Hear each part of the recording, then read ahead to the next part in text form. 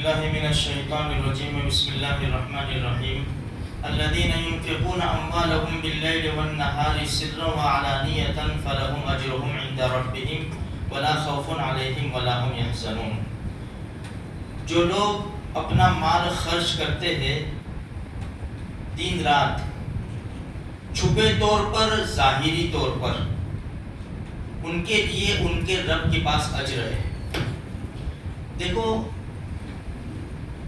دنیا کی ہم بات کریں یا اپنے علاقوں کی بات کریں، علاقوں سے لے کر ملکوں تک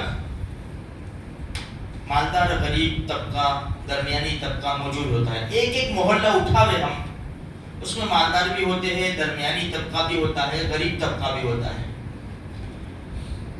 اللہ تبارک و تعالیٰ نے ہر ایک کو ہر ایک کا ایک محتاج جیسا بنایا ہے. سمجھو بھائی، مالدار ہے، اس کا پیسہ اس وقت تک کام نہیں آئے گا جب تک اس کی کوئی مدد کرنے والا نہ ہو. مالدار آدمی ہے، کوئی مدد کرنے والا نہیں ہے، کوئی کام کرنے والا نہیں ہے، تو کیا کرے گا؟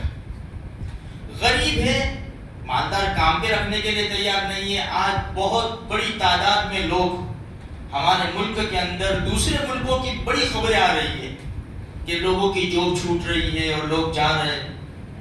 تو میرے بھائیوں، حالات کو مد نظر رکھتے ہوئے اللہ پاک نے ہم کو جتنی بھی دولت سے نوازا ہے، کم زیادہ ہر ایک کا اپنا اعتبار سے، تو ہم خصوصاً سب سے پہلے اپنے پڑوسیوں پر نظر ڈالیں. پڑوسی صرف ایک دو گھر نہیں ہوتے، 40 گھر تک پڑوسی ہوتے. اور جس کا دروازہ جتنا قریب ہمارے دروازے سے، وہ اتنا قریب ہمارا پڑوسی ہے. اور پڑوسی کے حقوق بہت زیادہ ہے. تو اپنے محلے میں، پڑوسی میں، رشتہ داروں میں نظر ڈالیں کہ بھائی اس کی حیثیت کیا ہے، یہ زندگی کیسے گزارتا ہوگا.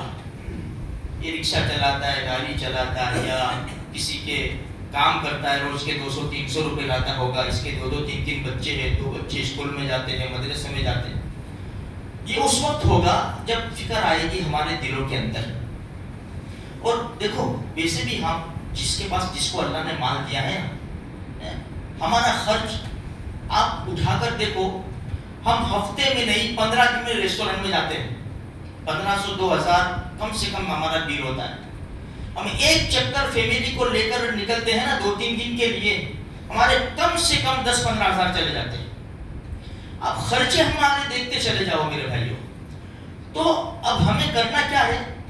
اللہ نے جو صلاحیت دی ہے، اللہ 1 روپیہ بھی دیں گے نا اپنے مال میں سے اخلاص کے ساتھ، بغیر کسی غرض کے اللہ کو راضی کرنے کے لیے، یہ بہت بڑی قیمتی دولت تم نے دے دی ہے. اس لیے کہ ایسے لوگوں کو سخی کہتے ہیں. اچھا، حدیث میں کیا ہے؟ اللہ کے رسول نے بڑے عجیب الفاظ استعمال کیے حدیث میں. سخی اللہ سے قریب ہے، جنت سے قریب ہے، لوگوں سے قریب ہے، اور جہنم سے دور ہے. بخیل اللہ سے دور ہے، جنت سے دور ہے، لوگوں سے دور ہے، جہنم کے قریب ہے. پھر آگے اللہ کے رسول نے آخری لفظ ارشاد فرمایا، جاہل سخی، جاہل ہے لیکن سخاوت کرتا ہے. جاہل سخی اللہ کے نزدیک عبادت کرنے والے بخیل سے بہتر ہے. اس لیے میرے بھائیوں، جو بھی روپیہ 2 روپے 5 10 روپے 50 جو اپنی صلاحیت ہو، ہم غریبوں کو دیتے رہے غریبوں کو. اس کا بہت بڑا اجر ہے. اس کا آپ پورا چیپٹر پڑھو، پورا مضمون. بڑی عجیب حدیث ہے کہ بھائی دینے سے مصیبتیں کتنی دور ہوتی ہیں. اب مصیبتیں تو بس آتی رہتی ہے نا. ایک بیمار اچھا نہیں ہوتا، دوسرا بیمار ہو جاتا ہے. یہ معاملہ ختم نہیں ہوتا، دوسرا آ کے کھڑا ہو جاتا ہے. اپنی اپنی طاقت کے مطابق 2 5 10 روپے جو بھی صلاحیتیں دیتے رہو. چھوٹا سا واقعہ میں آپ کو بتاؤں. حضرت صالح علیہ السلام، ان کے پاس لوگ آئے، یہ ہماری بستی میں فلاں آدمی ہے، اس سے ہم لوگ تنگ آ گئے، اتنی پریشانی ہے اس سے، بہت حیران کرتا ہے ہم لوگوں کو، دعا کرو اس نجات مل جائے اس سے. تو صالح علیہ السلام بھی جانتے ہوں گے کہ یہ نالائق آدمی ہے. فرمایا جاؤ تمہیں نجات مل جائے گی. یعنی اب وہ اس کا معاملہ قصہ ختم ہو جائے گا. وہ لکڑیاں چننے جاتا تھا جنگل کے اندر. جب شام کو واپس آیا تو لوگ صالح علیہ السلام کے پاس دوڑتے ہوئے کہ وہ تو واپس آیا, تم تو کہہ رہے اس کا قصہ ختم. اس کو بلاؤ, میرے پاس بلاؤ اس کو.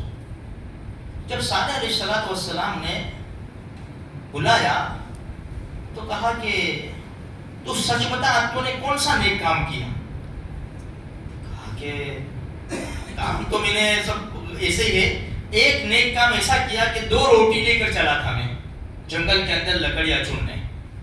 جب کھانے کے لیے بیٹھا ایک محتاج فقیر میرے پاس سے گزرا, 1 روٹی میں نے صدقہ کر دی. صالح علیہ السلام نے فرمایا بس. فرمایا تیرا یہ گٹھر ہے نا وہ کھول, گٹھی کھول لکڑی کی.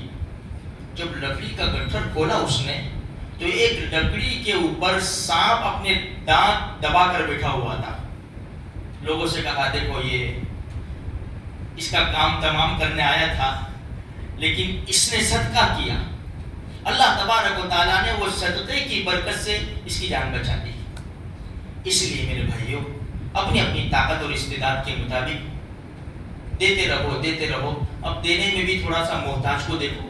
بعض مرتبہ کیا ہوتا ہے, یہ روزانہ کے مانگنے والے جو ہوتے ہیں نا, ہم سے زیادہ کماتے ہو. 500 کوئی 500 کماتا ہے, کوئی 700 کماتا ہے, کوئی 1000 تک جاتا ہے. اسپیشل رکشہ کر کے یہاں سے باہر میں آتے ہیں.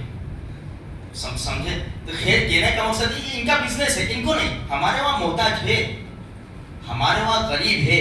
ڈھونڈو میرے بھائیوں جو شرم کے مارے مانگتے نہیں ہیں لیکن وہ حقیقت میں محتاج ہیں. ان کے پاس بچوں کے فیس بھرنے کے پیسے نہیں ہیں, لائٹ بل بھرنے کے ان کے پاس پیسے نہیں ہیں. تو ہماری ذمہ داری بنتی ہے اللہ تبارک و تعالیٰ کہیں سنی بات پر عمل کرنے کی توفیق عطا فرمائے.